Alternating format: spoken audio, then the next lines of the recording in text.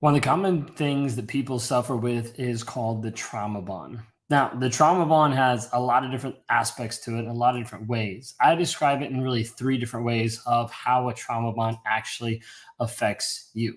When we're talking about a trauma bond, first and foremost, I want you to understand that a trauma bond oftentimes is this feeling of where you might be in or out of the relationship and you have like no peace at all. You're obsessed with thinking about the toxic person in or out of the relationship. You're stuck in a place thinking, well, I can't do any better. I must stay with him. Maybe I need to go back to him. And over, you start to notice either the cycle of going back to him, the cycle of going back and forth to toxic people, or just the lack of peace. And you're like, I at least have peace because maybe you're at this point where you're not with the narcissist, but it doesn't feel peaceful because you're still obsessing, you're still thinking he's like the first thing you think of in the morning, he's the first thing you think at night. It's hard to be able to concentrate in your job, you're distracted, you're confused, like all these different things oftentimes are pieces that look like the trauma bond. Now, when we talk about the trauma bond, it's typically made up a couple of different aspects. One is hope and potential. Sometimes you're in the relationship and you're just hoping that he's going to change. Like maybe this will happen. Maybe he'll figure it out. Maybe he'll finally like turn that final knob, that final key, and figure it out. And he'll be aware and he'll change. There's this hope, and it sells you onto this possibility, this idea of a maybe. Maybe something is going to get better. And the narcissist does this by future faking, like showing you and telling you and selling to you this story, this idea that it's going to get better. He's going to change. He's going to not do it again. He's not going to cheat again. He's not going to lie again, all these different things, but it just keeps happening. But you keep holding out and you hold on to the hope over and over and over, thinking that something's going to get better. Are you holding out for hope right now? Like when you think about your relationship right now, if you're holding out for hope, put in hope into the chat. Just be able to say, hey, I'm stuck with this. The possibility, the maybe, the hope. Sometimes it's just the potential, like the potential of maybe like he's going to change, but the potential of you had a great relationship. Like you had a great relationship at the beginning. He has potential of being that guy again. There's potential of this actually working out, but you don't see anything actually working out. So people will sell out for hope, for potential, thinking that you can change a narcissist, thinking that he will change. And this is part of the trauma bond. The other piece that makes up the trauma bond is cognitive dissonance. Now, when we talk about cognitive dissonance, it's a giant word just to say something very simple of holding two opposing thoughts at the same time. Think of it, if I have two opposing thoughts, he loves me, he hates me. Or I have two opposing thoughts of what he says and what he does. What do I actually believe? When it comes down to it, a narcissist will leave you in this state of cognitive dissonance so that you don't make a move for yourself.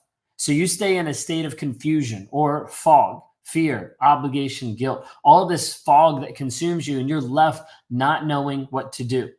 You see, a narcissist doesn't have to trap you in the basement, doesn't have to control you to the point where they don't leave. They just have to leave you confused enough so you don't actually have any clarity to make a move and to make a decision.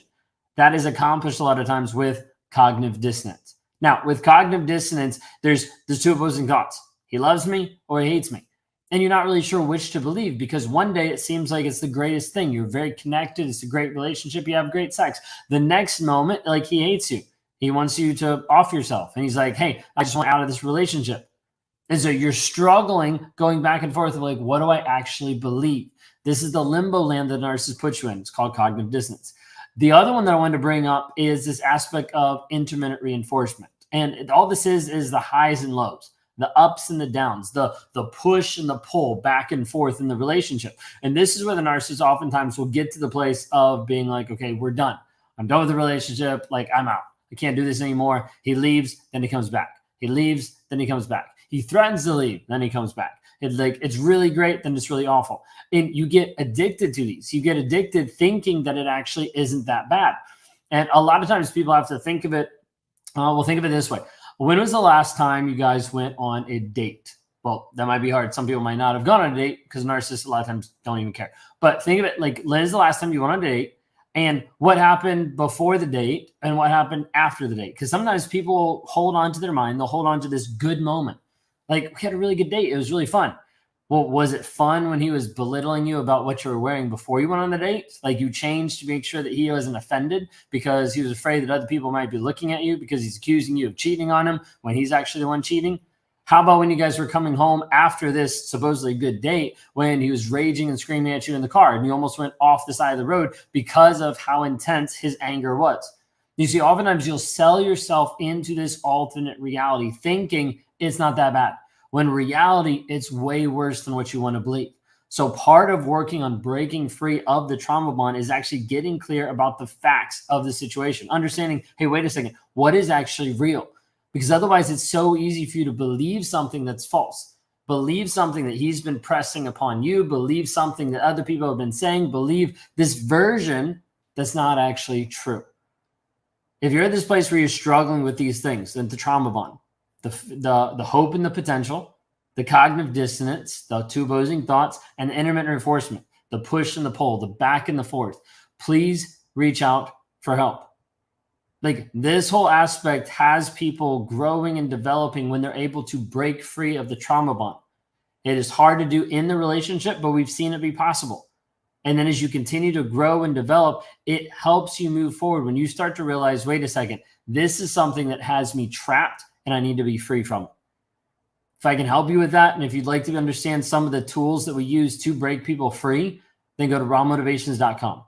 There you can either schedule a one-on-one with me, or you can sign up for the Clarity Challenge, which walks you through the steps that we've had and that we've built to break multiple people free from the trauma bond, to get them out mentally and emotionally. Because it's not enough just for you to leave. Many of you have already left the relationship, but you still feel obsessed. You're still pain shopping and looking them up on social media. You're still wondering maybe they're going to change. You're still hoping for that. There's still this trauma bond piece that's there, because just leaving isn't good enough. Even just going no contact, if you're not working on actually targeted healing on you and what needs to happen for changing and getting through the trauma bond piece, you'll still stay stuck just mentally and emotionally. You'll still get triggered when you see his car. You'll still get triggered when you hear that music come on the radio. Like, you'll still hear all these things happen, and it'll still put you back in this emotional state. And then you also have the aspect of where some of you might know everything about narcissism. You might be able to write a textbook on it, but the problem is it hasn't connected from your head to your heart. And so you still have these emotions and feelings that you're not sure how to be able to deal with and work with. And as a result, it ends up hurting you. It ends up not actually giving you the freedom that you actually deserve. So what I'm talking about is actually focused on healing from narcissistic abuse, focused on healing from the trauma bond, focused on the things that actually spiral you out, the triggers, the emotional responses that happen that oftentimes feel like they're controlling you. That's what we focus on. That's how we help break people free. If I can help you break free in any aspect, please let me know. You can reach out at rawmotivations.com. You can shoot me a DM on Instagram, or you can go and sign up for the Clarity Challenge. Because like, all of the tools and all of the goals that we have are to help you break free mentally and emotionally from that toxic person. So you're no longer obsessed, you're no longer controlled, and you no longer go back or get with a cycle of toxic, abusive people. If I can help you today, please go to rawmotivations.com. Instagram, if you're watching today, just shoot me a DM, break free, and we'll start moving you forward in your healing, in your growth, in your development. Y'all have a blessed and wonderful day. Hope it has been helpful, just breaking on the trauma bond. Message me if I can be of any help.